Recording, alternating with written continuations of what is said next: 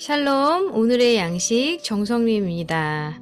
제가 이렇게 메시지를 보낼 때, 그리고 이렇게 인사할 때, 샬롬이란 말을 많이 하거든요. 그쵸? 오늘의 양식을 시작할 때도 제가 항상 샬롬 하잖아요. 잘 아시는 것처럼 평안하신가요? 네. 우리가 매일 일상이 평안하다는 것이 당연한 것이 아니라 얼마나 축복인지를 요즘에 더욱더 깨닫게 됩니다. 그런 평안이 날마다 함께 하시기를 기도합니다. 네, 오늘 말씀은 역대하 35장 22절 말씀입니다. 요시야가 몸을 돌이켜 떠나기를 싫어하고 오히려 변장하고 그와 싸우고자 하여 하나님의 입에서 나온 느고의 말을 듣지 아니하고 무깃도 골짜기에 이르러 싸울 때에. 오늘은 하나님께 귀 기울이기 라는 제목으로 함께 나눕니다. 예전에 차를 운전하며 대학과 집을 오갈 때 사막에 있는 우리 집으로 가는 길은 고통스러울 정도로 지루했습니다. 길게 뻗은 일직선 도로였기 때문에 가끔은 규정 속도보다 빨리 달렸는데 처음에는 고속도로 순찰대로부터 경고를 받았지만 그 다음에는 과속 티켓을 받았습니다. 그리고 나중에 같은 장소에서 두 번째 티켓을 받았습니다.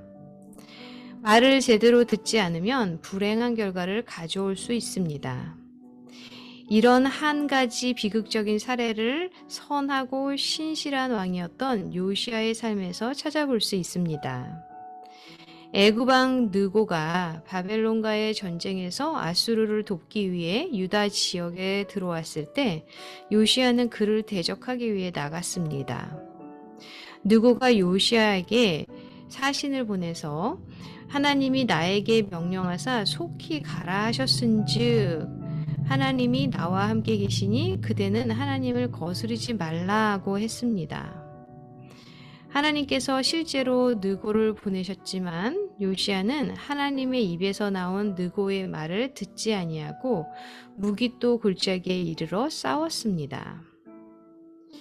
요시야는 전쟁에서 치명상을 입었고 온 유다와 예루살렘 사람들은 요시야를 슬퍼했습니다.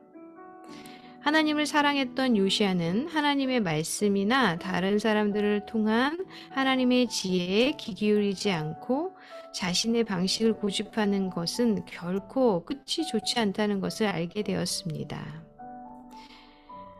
하나님께서 우리에게 항상 스스로를 점검하고 하나님의 지혜를 온 마음으로 받아들이는 겸손을 주시기를 간구합니다.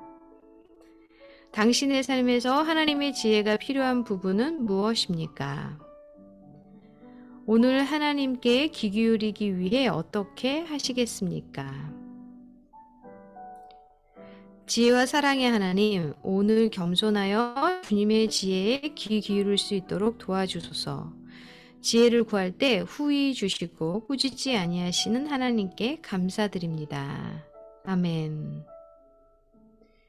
네, 당신의 삶에서 하나님의 지혜가 필요할 때 어느 때인지 한번 생각해 보시면 좋겠습니다. 저는요, 하나님의 지혜가 필요할 때가 이런 어떤 사람과의 관계에서 항상 하나님의 지혜가 필요한 것 같습니다. 제가 어떤 상황에서 하고 싶은 말들이 있고 또 어떤 생각이 있잖아요. 감정이 있고. 그런데 그것이 오히려 이렇게 격식이 있고 좀 어려운 그런 관계에 있어서는 제가 생각을 하고 잘 하는 것 같은데 우리 가족이나 아니면 좀 더 친밀한 그런 관계에 있어서는 그냥 이렇게 자동적으로 우리가 사고하고 또 생각한 것을 말하고 이렇게 거르지 않고 할때 상처가 되기도 하고 그럴 때는 마음에 어떤 앙금이 남기도 하죠. 그리고 감정을 잘못 표현하게도 되고 그러다 보면 서로 피차 간에 어떤 담이 계속 그저 벽이 쌓여가는 것을 알게 됩니다.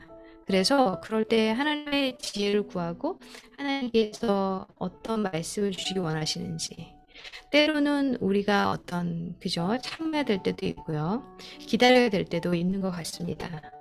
그래서 좀 한 발짝 늦더라도 그저 한 스텝 늦더라도 하나님의 지혜를 구하면서 우리가 말하고 행동하는 것, 특히 우리 가족들이나 아는 지인들과, 그리고 특별히 우리 교회 다니시는 성도님들, 그죠?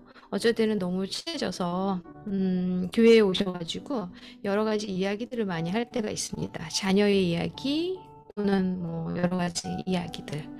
그런데 주변을 잠깐 둘러보면 그 나의 자랑일 수도 있고 나의 보람일 수도 있고 내가 응답받은 것도 있지만, 그걸로 인해서 누군가에게 마음에 지금 부담을 주고 상처를 주고, 하나님 그러면 저는요 라고 고통스러워하는 그런 어떤 누군가도 있다라는 것이죠. 그래서 우리가 성도들끼리 이런 교제를 할 때는 아픈 것을 나눌 수 있는, 그래서 그 아픈 것을 함께 기도할 수 있는 그런 관계까지 가야 되는데, 그렇지 않다면 우리가 오늘 만약에 목사님이 말씀하신 그 말씀 성경 구절, 그것에 대한 나의 마음, 그리고 나는 설교를 듣는데 이런 마음이 들었다, 이런 것들을 좀 함께 나누면 어떨까라는 생각이 자주 듭니다. 네.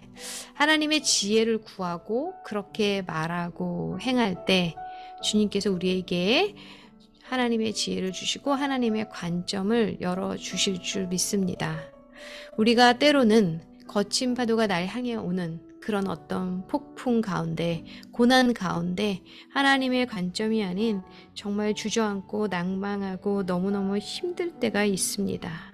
그럴 때 하나님, 이 상황을 어떻게 봐야 되는지 하나님의 관점을 열어주시고, 하나님의 마음이 어디에 있는지, 하나님의 뜻이 무엇인지를 주님께 충분히 질문하고 나아갈 때 주님께서 우리에게 말씀으로 어떤 사람을 통해서 어떤 문제의 그런 풀어가는 것들을 통해서 여러 가지 모양으로 하나님의 지혜와 하나님의 말씀에 귀 기울이는 그런 영적인 귀를 열어주시게 될 줄 저는 믿습니다.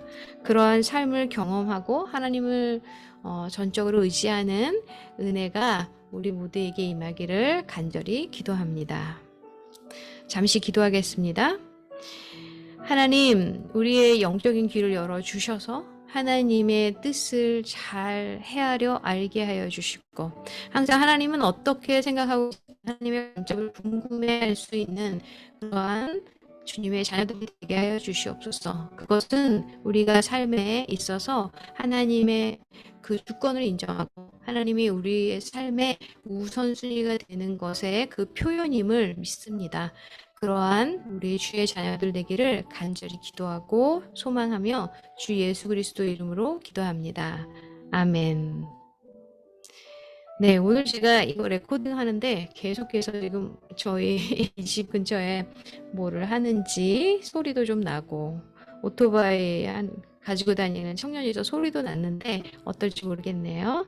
하나님께 귀 기울이며 살아가는 그런 은총이 우리에게 임하게 기도하고 응원합니다.